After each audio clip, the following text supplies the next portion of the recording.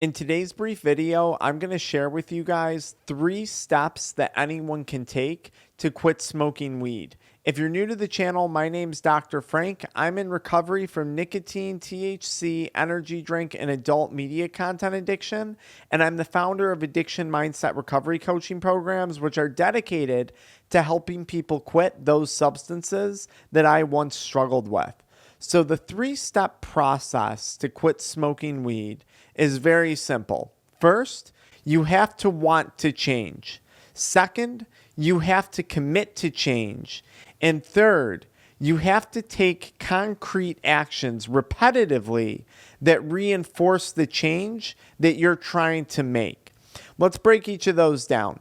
So when I was addicted to smoking weed, there was no question in my mind that I wanted to change. And if you've been on my channel before, you know a little bit about my story. I was around the age of 28, 29 years old.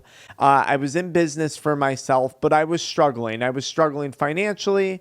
I was struggling with my relationships. I was just all around struggling, okay? And I wanted so badly to change. I really, really wanted to change. That wasn't a problem for me. And for most people that I speak to, when they call our offices, they truly want to change. Now, one of the things that I recommend to people when they're on this step or when they're trying to reinforce the step of wanting to change is identifying reasons why it is you want to quit. So actually write down 7 or so reasons why you want to quit smoking weed. Is it so you can have more money in your bank account to eventually get your own house, eventually get engaged, eventually go on a trip, just to build a safety net for your future? Maybe you have all the money you need in the world. Most people who call and work with our offices are actually usually in a pretty good financial situation. So maybe that's not your problem. Maybe your problem is something else. Whatever it is, identify why you want to quit smoking weed. Write that out. Problem number 2, or step number 2, is where most people run into a problem, and that is committing to change. See, what happens when we have an addiction is when we first quit, we usually face withdrawal symptoms. And then I tell people all the time, when you first quit, there's no doubt that something is going to go wrong in your life in those first 2 or 3 weeks, right? Your car is going to break down. You're going to get into an argument with a family member. Something's going to go wrong at work. Just something always goes wrong. Sometimes something really bad goes wrong. Sometimes it's something minor that goes wrong, but something always goes wrong. And so now we're experiencing withdrawals and we're experiencing day-to-day life stress. And boom, relapse happens. We no longer are committed to quitting. And that's where I continually ran into problems when I was quitting smoking weed. I wasn't truly committed. And by being committed, I mean come hell or high water, you are going to see this through. So it doesn't matter if you lost your job. It doesn't matter if your car broke down. It doesn't matter if you just got the biggest job promotion in the world and you feel like celebrating with weed. It doesn't matter if you just landed the biggest business contract you've been going after. You won the lotto and you want to celebrate with weed. It doesn't matter. You made a commitment, and making a commitment means you're going to see it through. And this is often where I would fail. And it was usually for one of those reasons. Something bad would happen, something really good would happen, and I'd want to celebrate.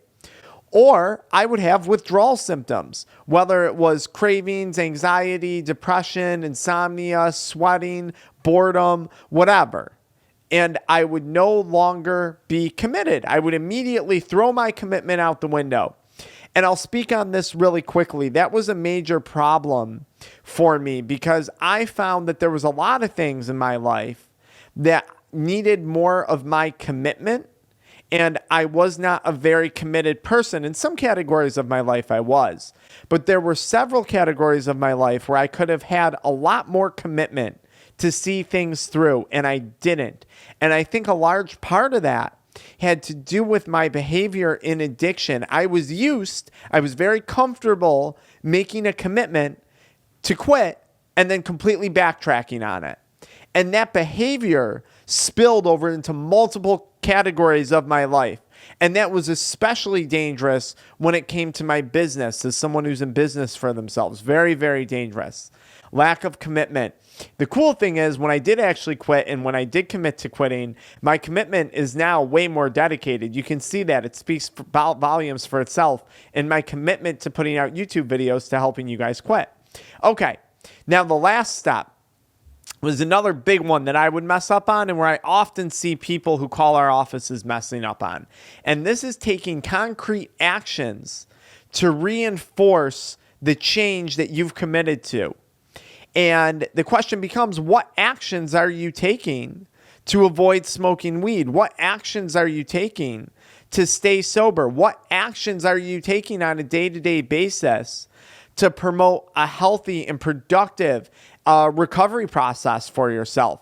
For me, the answer early on was none. I was doing nothing. If anything, I was constantly taking actions that would lead to a relapse.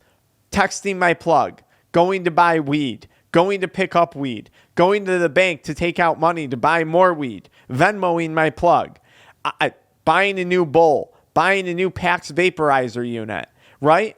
Organizing my day, my evening, so I could go home and get high.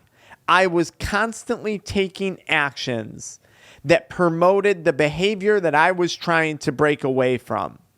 And if you want to change that behavior, smoking weed, you got to take actions that change it. And these actions don't have to be complicated. So when I talk to someone, it can be as simple as they say, Dr. Frank, I messed up. I woke up and I smoked weed again.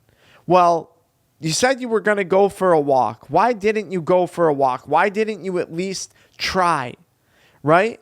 You said you were going to journal. Why didn't you at least try journaling? You said you were going to avoid texting that person. Why didn't you block their number?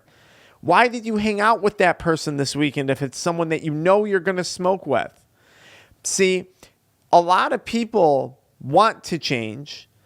They don't have a firm commitment, but sometimes they do. Sometimes they really do have a firm commitment, but then they don't take the actions to reinforce their commitment to making change. And it's going to be very, very, very hard to quit and get sober from weed if you're still taking daily actions that promote cannabis addiction, that promote weed addiction. And I did this for a very, very long time. So I had to completely start changing my actions, right?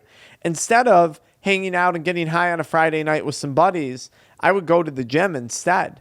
And look, I hang out with people. I have a great social life at this point. I really do. But, it took some time to get there where I could be comfortable doing it again, right? But I took actions like going to the gym, journaling, organizing my day, right? Getting back to emails, staying on top of my business stuff, right? I took actions, staying on top of my finances, sitting down with the CPA, looking at my financial future, planning some things out. I took actions to improve all the categories of my life that I wanted to improve that were damaged by cannabis addiction, which coincidentally were a lot of the reasons why I quit smoking cannabis.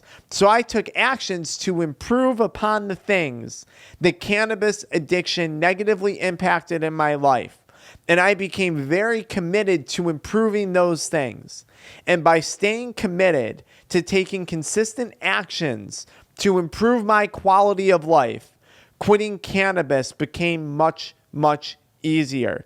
It's very, very painful to want to do something and then not to see it through, not to commit to that want, not to take actions to see that want through. It's very, very painful. And that's why addiction is so brutal. And then what happens? We get depressed, we get anxious, and then we take an action to cope with that depression, an action to cope with that anxiety. And if we've trained ourselves to have that action be consuming more cannabis, that's exactly what we're going to go and do.